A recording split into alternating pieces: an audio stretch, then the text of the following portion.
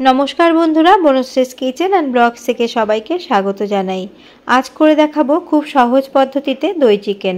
আপনারা তো অনেকভাবেই বানিয়ে থাকেন, আর আমি যেভাবে দই চিকেনটা বানাচ্ছি সেভাবেও একদিন আপনারা খেয়ে টেস্ট করতে পারেন। এটাও কিন্তু খুবই খেতে ভালো হয়। চলুন তাহলে খুব কম উপকরণে কি করে এই দই চিকেনটা আমি বানাই সেটাই আজকে শেয়ার করব। ভিডিওটি পুরো দেখার অনুরোধ রইল। আর নতুন কোনো বন্ধু আমার ভিডিওটি দেখে থাকলে, আমার ভিডিওটি ভালো লেগে থাকলে আমার চ্যানেলটিকে সাবস্ক্রাইব করার অনুরোধ রইল। আর পাশে থাকা বেল আইকনটির অল প্রেস করে দিলে আমার নিত্য নতুন ভিডিওর আপডেট সবচেয়ে আগে আপনারা পেয়ে যাবেন। চলুন তাহলে রেসিপিটি শুরু করা যাক। এখানে দই চিকেন বানানোর জন্য আমি নিয়ে নিয়েছি 500 গ্রাম চিকেন।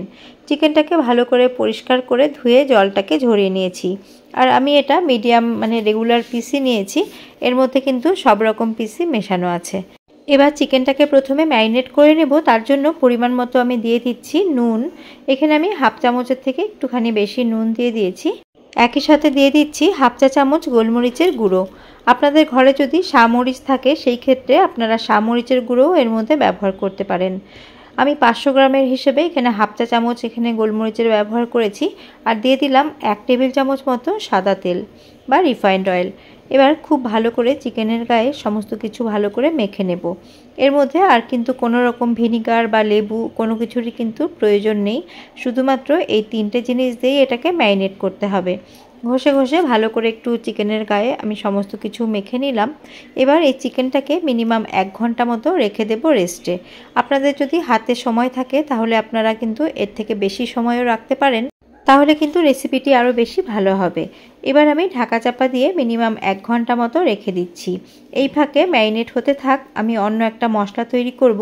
তার জন্য মিক্সার গ্রাইন্ডারে ছোট জার নিয়ে নিয়েছি। এবার এর মধ্যে আমি দিয়ে দিচ্ছি হাফ ইঞ্চির থেকে সামান্য একটু বেশি আদা কুচি। আদাটাকে ছোট ছোট টুকরো করে নিয়েছি। দিয়ে দিচ্ছি এখানে 10-12 কোয়া রসুন। আর একই সাথে এর মধ্যে আমি দিয়ে দিচ্ছি কাঁচা লঙ্কা। কাঁচা লঙ্কার পরিমাণ আপনারা ঝাল কতটা খাবেন সেই হিসেবে দেবেন। এখানে আমি 3টে দিয়ে দিলাম। এবার প্রথমে এগুলোকে একটুখানি শুকনো ঘুরিয়ে তারপরে অল্প জল ব্যবহার করে একটা মিহি পেস্ট আমি তৈরি করে নিয়েছি। মশলাটাকে সাইডে সরিয়ে রেখে আমি একটা বাটির মধ্যে নিয়ে নিয়েছি একটু বেশি পরিমাণে টক দই। এখানে 4 টেবিল চামচ টক দই নিয়ে নিয়েছি। আর দইটাকে কিন্তু আগে ফ্রিজ থেকে বের করে নর্মাল টেম্পারেচারে এনে নিয়েছি। তারপরে এটাকে আমি ভালো করে ফেটিয়ে নিচ্ছি।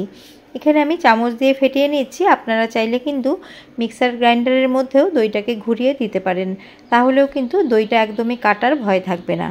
এবার চলে যাচ্ছি মূল রান্নায়। ঘন্টাখানেক পর আমি ফিরে এসেছি। আর গ্যাসের মধ্যে কড়া বসিয়ে 2 টেবিল চামচ মতো সর্ষের তেল গরম করে নিয়েছি। এর মধ্যে দিয়ে দিচ্ছি গরম মশলা ফোড়ন, 2টো ছোটো এলাচ, 2টো লবঙ্গ, ছোটো 1 টুকরো দারচিনি দিয়ে দিয়েছি।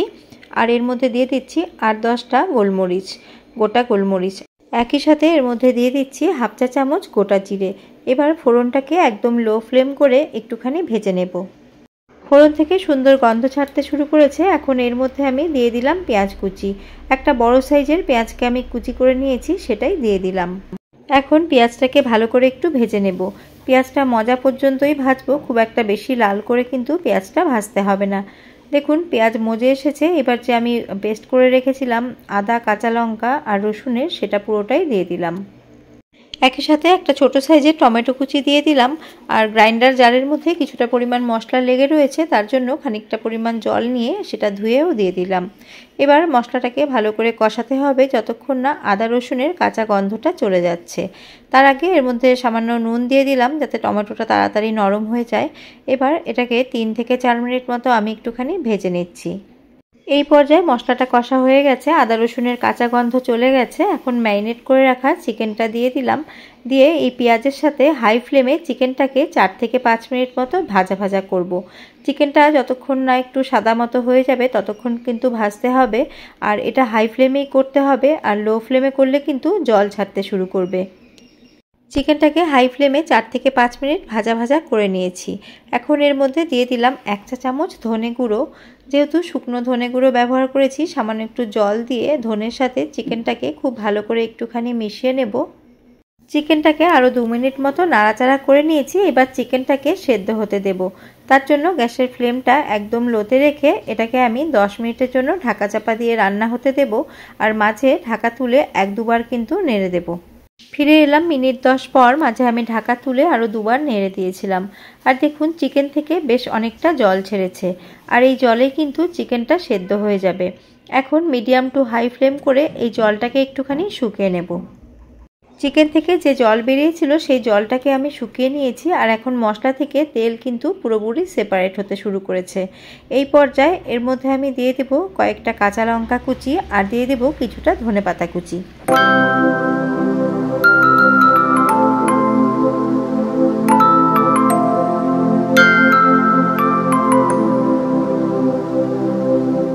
এবার এগুলোকে ভালো করে মিশিয়ে আরও 1 থেকে 2 মিনিট মতো চিকেনটাকে ভাজা ভাজা করে নেব। এখানে আমি ধনেপাতার পরিমাণ একটু বেশি দিয়েছি, কেননা এই সময় কিন্তু ধনেপাতাটা খুবই ফ্রেশ থাকে। আর দেখুন ভালো করে সমস্তটা মিশিয়ে নিয়েছি। এখন যে ফেটিয়ে রেখেছিলাম দইটা, সেই দইটা দেব। তার আগে সমস্তটা ভালো করে মিশিয়ে নিয়েছি, আর তেল কিন্তু পুরোপুরি মশলা থেকে ছেড়ে এসছে। এই পর্যায়ে আমি যে দই ফেটিয়ে রেখেছিলাম সেই দইটা পুরোটাই দিয়ে দিলাম, আর এই সময় ফ্লেমটাকে একদম লোতে রেখেছি যাতে দইটা না কেটে যায়।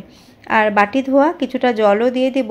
1 কাপের থেকে সামান্য একটু কম এর মধ্যে আমি জল দিয়ে দিচ্ছি, যাতে চিকেনটা ভালো করে সেদ্ধ হয়ে যায়।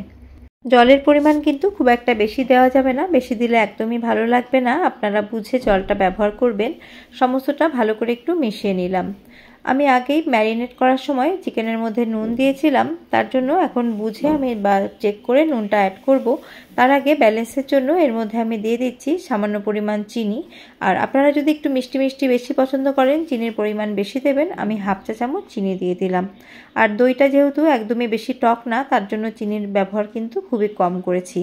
ম্যারিনেট করার সময় চিকেনের মধ্যে পরিমাণ মতো নুন দিয়েছিলাম, সেই বুঝেই এর মধ্যে আরেকটুখানি নুন অ্যাড করে দিলাম। সমস্ত কিছু ভালো করে এখন মিশিয়ে নেব। গ্যাসের ফ্লেমটাকে লোতে করে সমস্ত কিছু খুব ভালো করে মিশিয়ে নিয়েছি। এখন ফ্লেমটাকে হাই করে দিয়েছি যাতে গ্রেভিটা তাড়াতাড়ি ফুটে ওঠে। এই যে এই পর্যায়ে গ্রেভি ফুটে উঠেছে। এখন ঢাকা চাপা দিয়ে 6 থেকে 7 মিনিটের জন্য রান্না হতে দিলাম, যতক্ষণ না চিকেনটা 100% কুক হয়ে যাচ্ছে। আর ফিরে এলাম 7 থেকে 8 মিনিট পর। আর দেখুন হাড় থেকে কিন্তু মাংসটা ছেড়ে আসছে, আর চিকেন 100% সেদ্ধ হয়ে গেছে। আমার রান্নাটা প্রায় শেষের পর্যায়ে। এই সময় আমি একটুখানি চেক করে নিচ্ছি নুন মিষ্টিটা। নুন এবং মিষ্টি একদমই ঠিক আছে, আর কিছুর প্রয়োজন নেই। এখন এর মধ্যে আমি দিয়ে দিচ্ছি কিছুটা পরিমাণ কসুরি মেথি। হাতের মধ্যে ডলে আমি কসুরি মেথিটা দিয়ে দিচ্ছি। আর আপনাদের ঘরে যদি কসুরি মেথি অ্যাভেলেবেল না থাকে, সেই ক্ষেত্রে সবশেষে আপনারা এর মধ্যে দিয়ে দেবেন কিছুটা পরিমাণ ধনেপাতা কুচি, তাহলেও কিন্তু খুব ভালো লাগবে। আর কসুরি মেথি থাকলে তো খুবই ভালো হয়, তাহলে কিন্তু এর একটা আলাদা রকম ফ্লেভার হয়। গ্যাসের ফ্লেমটাকে অফ করে দিয়ে সামান্য পরিমাণ কসুরি মেথি ওপরে ছড়িয়ে দিলাম, আর দিয়ে দিলাম 2টো কাঁচা লঙ্কা। এবার ঢাকা চাপা দিয়ে 5 মিনিট স্ট্যান্ডিং টাইমে রেখে দেবো। তারপরে আপনাদের সার্ভ করে দেখাবো। আমার দই চিকেন খাওয়ার জন্য একদম রেডি হয়ে গেছে। গরম ভাতের সাথে খেতে কিন্তু দুর্দান্ত লাগে, আর তেমনই হেলদি। আর খুব কম উপকরণেও কিন্তু রেসিপিটি তৈরি হয়ে যায়। তাছাড়া রুটি, পরোটা, ফ্রাইড রাইস, পোলাও সব কিছুর সাথেই কিন্তু দুর্দান্ত লাগবে। রেসিপিটি ভালো লেগে থাকলে একটি লাইক করবেন। বেশি ভালো লেগে থাকলে ফ্রেন্ডস অ্যান্ড ফ্যামিলির সাথে শেয়ার করার অনুরোধ রইল। আবারও হাজির হব অন্য কোনো রেসিপি বা ব্লগ নিয়ে। নমস্কার।